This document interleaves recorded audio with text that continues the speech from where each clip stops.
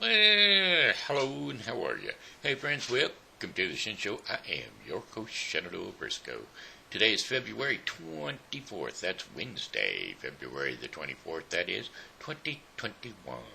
Got a happy birthday shout out going out to Mark Minks, Darlene Wray, Bryan Johnson, and Patty Faerber. So, without further ado, here's a birthday song for the four of you.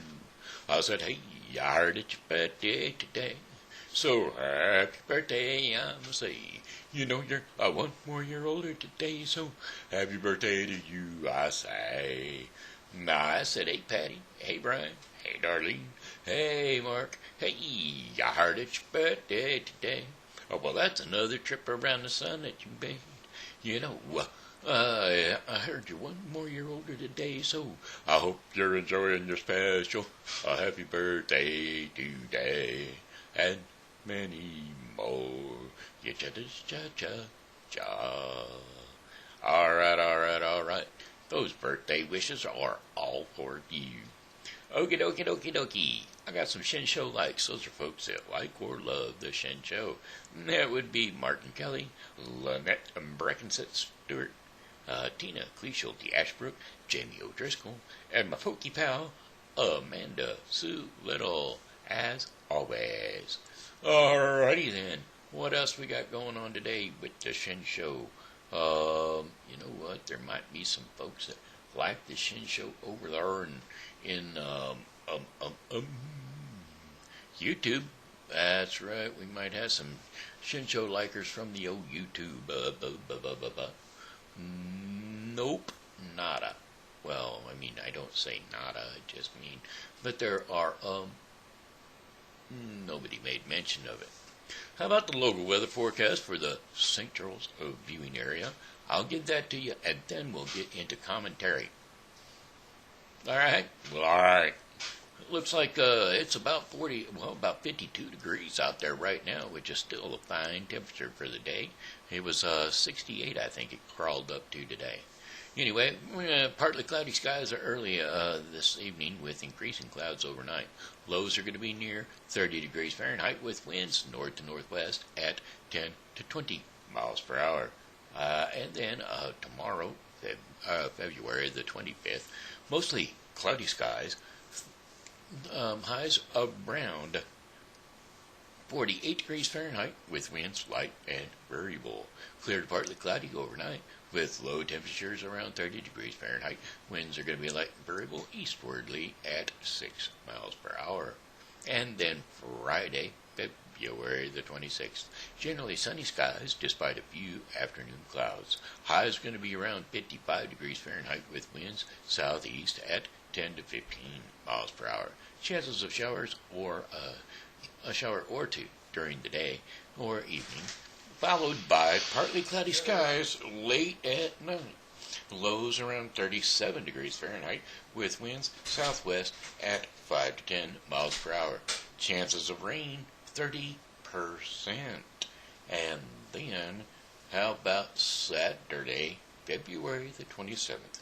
Generally sunny skies despite a few afternoon clouds. Highs around 62 degrees Fahrenheit with winds south at 5 to 10 miles per hour. And then cloudy with a few showers overnight. Lows around 42 degrees Fahrenheit. And winds are going to be straight out of the south at 5 to 10 miles per hour. Chances of rain 30%. Let's see, Saturday. How about Sunday? Sunday of February the 28th. Sunday, February 28th, cloudy skies. Highs around 56 degrees Fahrenheit and winds northwest at 10 to 15 miles per hour. A few clouds overnight with lows around 30 degrees Fahrenheit and winds north to northwest at 5 to 10 miles per hour. And then to wrap up your 5-day forecast day, how about Monday, March. Let's try March 1st. Sunny skies. Highs around 53 degrees Fahrenheit with winds northwest at 5 to 10 miles per hour. And then clear skies early. followed by increasing clouds overnight and a few showers later on. Lows are going to be around 33 degrees Fahrenheit with winds east at 5 to 10 miles per hour. Chances of rain 30%. And that, my friends, is your 5-day forecast for the St. Charles viewing area. Well, okay, how about a little bit of commentary? You know, with one stroke of the pen, the executive in charge, Joe Biden, has ruined our economy. Yep, that's right. You think the gas prices are a little bit high right now? Well, you just wait until you try to figure out how all your food, all your products, and all of that stuff is going to get to the get to the grocery store or the big commercial stores like Walmart and any of the rest of the stores. How's that going to get there? Well, generally speaking, they use diesel trucks.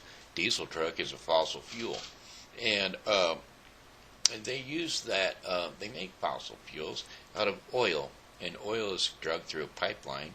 And well, if there's a pipeline that's been shut down, well, then the oil costs are going to go up, and so is that diesel fuel price. And if that price goes up, what do you think is going to happen to the price of your loaf of bread, or your toilet paper, or your toothbrush, or your toothpaste, or any other item that is going to be delivered by a truck? That being said, there's all kinds of manufacturing jobs that are have been essentially ran on oil or coal or electricity or any of electricity, which is developed with coal. So, you know, these situations are going to end up costing the United States American citizen everything they got. Everything in your wallet, everything in your pocket is going to be useless. Well, not useless, because the government's going to give you everything you need, except for what you need, you know? Anyway, we have a post-turtle in office. Post-turtle. And it's not his fault, I know.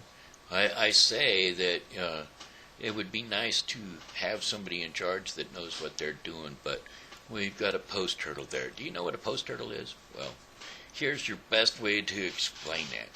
Let's see. Dr. David Weinstein decided to move his practice from this big city, which is where some of y'all are from, may not realize what a post-turtle is, but a post-turtle is basically when you're driving down the farm, through the old farm roads, and you see a turtle on the top of a fence post. Well, you know doggone well that turtle did not get up on that fence post by himself. Somebody had to help him get there. Well, when you figure out that the turtle has been up there, you have to know that, sorry about these muscle spasms, they're killing me. Well, you know that he has no idea what he's doing while he's up there, because now he has no way to get down. He has no idea how he got there, and he has no idea what to do while he's up there, and what kind of a dummy would have put him up there in the first place. It's just really ridiculous. I tell you, I don't know where I was going with that, but it's all gone. I got something else, though. I'll sing. We'll just do that instead. Well, there's a house in New Orleans they call the Rising Sun, and it's been the ruin of many a poor boy, and God knows I'm one. My mother was a tailor. She sewed my new blue jeans. My father was a gambling man down in New Orleans. Now the only thing a gambler needs is a suitcase and a trunk. And the only time he's satisfied is when he's all drunk. Oh, mother, tell your children not to do what I have done. Spend your lives in sin and misery in the house of the rising sun. Well, I got one foot on the platform, the other foot on the train. I'm going back to New Orleans to wear that ball and chain. Well, there's a house in New Orleans they call the rising sun, and it's been the ruin of many poor boy, and God knows I'm one.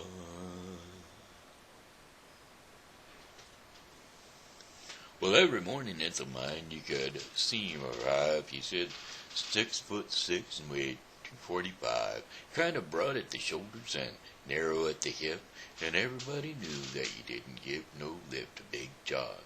Big John, Big John, a big bad John, Big John. Nobody seemed to know where John called home. He just drifted into town and stayed all alone. He didn't say much, kind of quiet and shy, and if you spoke at all, he just said hi to Big John. Well, somebody said he came from New Orleans, and where he'd gotten a fight over a Cajun queen, and a crushing blow from a big right hand sent a Louisiana fellow to the promised land. Big John, Big John, Big John, a big bad John, Big John. Then come the day at the bottom of the mine when the timber cracked and the men started crying. Miners were praying and hearts beat fast, and everybody thought they'd breathe their last except John. There, through the dust and the smoke and this man-made hell walked a giant of a man, and that the miners knew well. He grabbed a sagging timber, gave out with a groan, and like a giant oak tree, he just stood there alone. Big John, Big John, Big John, a big bad John, Big John. And with all of his strength, he gave a mighty shove, and the miners yelled, "Hey, there's light up above!"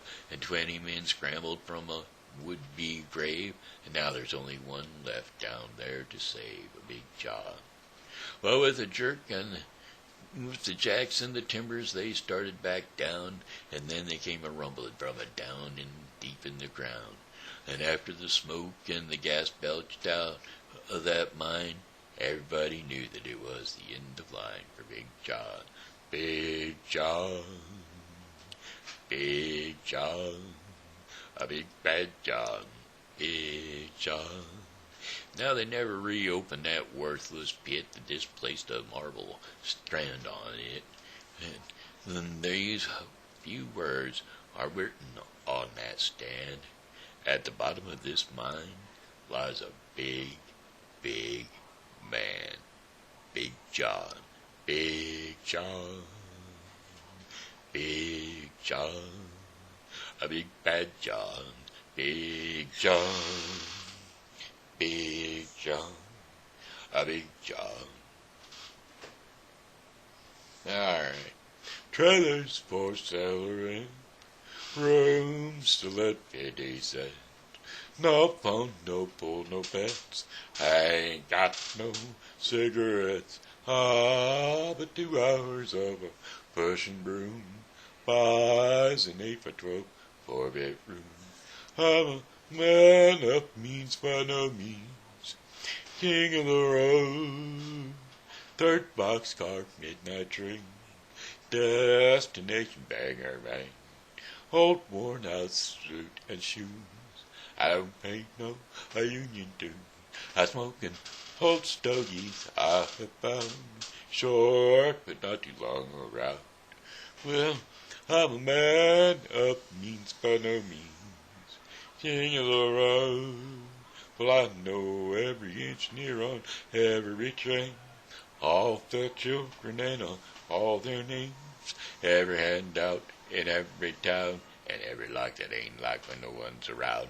Oh, I'm singing trailers for salary, rooms to let 50 cents, no pool, no pets, no phone, ain't got no cigarettes, all but 2 hours of a pushing broom, buys an 8 for 12 4-bedroom. I'm a man up means by no means king of the road. I said a trailer's for salary, rooms to let 50 cents, no phone, no pool, no pets, I ain't got no cigarettes, all but 2 hours of a bush and broom, buys an 8 for 12 4-bedroom. I'm a man up means by no means king of the road. I said a man up means by no means king of the road. All right, one more. Let's see. Let's see. Here we go. Song lyrics: City of New Orleans. You guys know I love this one, so we're going to do it again. Riding on the city of New Orleans, Illinois Central, Monday morning rail. Well, 15 cars and 15 restless riders, 3 conductors and 25 sacks of mail. Well, all along the southbound Odyssey, that train pulls out of Kankakee and rolls along that past houses, farms, and fields. Well, passing trains that have no names and freight yards full of old black men and the graveyards of rusted automobiles. Good morning, America, how are you? Say, don't you know me? I'm your native son. I'm the train they call the city of New Orleans. I'll be gone 500 miles for the morning's done. Well, dealing cards and games with the old men in the club car. Penny a point, ain't no one keeping score. Pass the paper bag that holds the bottle. Feel the wheels are rumbling beneath the floor. Well, the sons of the foremen, porters, and the sons of the engineers ride their fathers' magic carpets made of steel. Well, mothers with their babes asleep are rocking to the gentle beat and the rhythm of the rails they feel. Good morning, America, how are you? Say, don't you know me? I'm your native son. I'm the train they call the city of New Orleans. I'll be gone 500 miles before the day is done. Well, nighttime on the city of New Orleans, changing cars in Memphis, Tennessee. We're halfway home and we'll be there by morning. Through the Mississippi darkness, rolling down to the sea. But all the towns and people seem to fade into a big bad dream, and the steel rails still ain't heard the news. The conductor sings his song again, then the passengers will please refrain. This train's got the disappearing railroad blues. Good morning, America, how are you? Say, don't you know me? I'm your native son. I'm the train they call the city of New Orleans. And I'll be gone 500 miles when the day is done. Yeah, I'll be gone 500 miles when the day is done. All right. Hey, it looks like we're going to do Peter and the Wolf today. How's that sound as a story? Okie dokie, kids. Gather on around. It's time for TV Grandpa. That's right. TV Grandpa is out here to tell you the story. That's right. Hey, Oliver. Hey, Willow. Hey, somebody stick the phone over there on a Mama's lap and say, what in the world has happened? We lost something here. Stick the old phone on Mama's lap over there so that Leroy can hear the story. I want Leroy to hear it too. Peter and the Wolf. Here we go. Peter lives with his grandfather, and he is only 6 years old. Their house is by a forest. The grandfather has a cat named Ivan and a duck called Sonia. Well, one morning, Peter walks into a big green field, and little Peter decides to go on a hunt in the forest. Well, he has his pop gun and starts on his journey. And once he heard about a wolf who used to tease all the people. So he decides to hunt him and set the people free from its terror. But his grandfather is afraid because Peter is a small boy. In the night, when the grandfather is fast asleep, Peter makes a plan to slip out of the home. He is very happy to finally go for hunting. Soon, Sonia and Ivan join him in his journey to protect Peter from the big bad wolf. Well, a little bird named Sasha sees the duck from the tree, and the bird asks, "What kind of bird are you? Can you fly?" The duck says, "What kind of bird are you? Can you swim?" And the duck jumps into the water. Well, Peter, what are you doing? This is a wolf. There is a wolf in the forest. There is a wolf in the forest, says Peter's grandfather.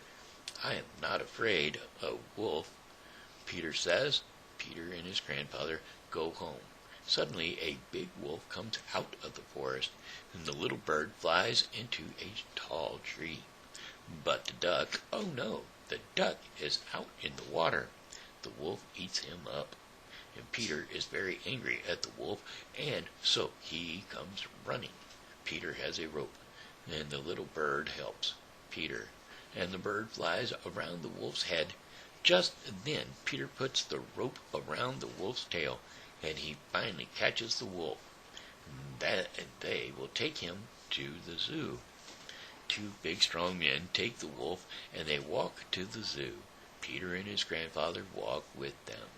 The little bird who helped them flies over them. "Who is afraid of a wolf?" asks Peter. "Not me," he laughs. But Peter, Ivan, and Sasha are sad about Sonia. And when they go back home, they hear quack, quack, quack, quack behind a hollow tree. Sonia is hiding behind the tree, and she is safe. So now Peter becomes a hero. He has saved everyone from the bad wolf. Everybody lived happily ever after. Everybody, that is, except for the wolf. Alrighty, hey, that was our bedtime, our Grandpa's story time. That's right, couch time with Grandpa. So anyway, TV Grandpa on the road. Now we're going to do our portion of the program called Our Daily Bread, and it's called Never Alone. And you know why you're never alone? Well, because you've got God in your heart. And if you got God in your heart, you can't never be alone. Although sometimes you'll feel alone. And what do you do if you feel alone? Turn inward. Take a look. Here's Ecclesiastes 4, 8 through 12 that might give you a little bit of an insight on why you should never feel alone. But wait a minute. Where are we going to get this information? Today, We're going to be sponsored by the Bible with Briscoe 2021. The Bible with Briscoe 2021 is a daily reading of the Bible to be completed within 1 year. So don't forget to read the Bible with Briscoe 2021 to get your daily reading of the Bible. Today's daily reading in the Bible with Briscoe 2021 will be Numbers 9 through 11 and Mark 5, 1 through 20. So don't forget to get your daily reading of the Bible with Briscoe 2021.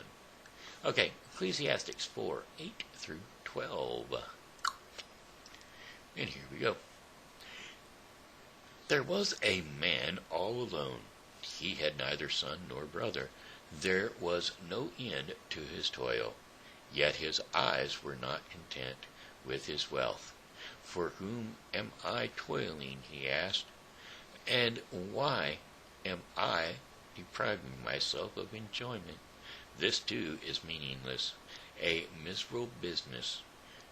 Two are better than one, because they have a good return for their labor. And if either of them falls down, one can help the other up. But pity anyone who falls and has no one to help them up. Also, if two lie down together, they will keep warm. But who can keep warm alone?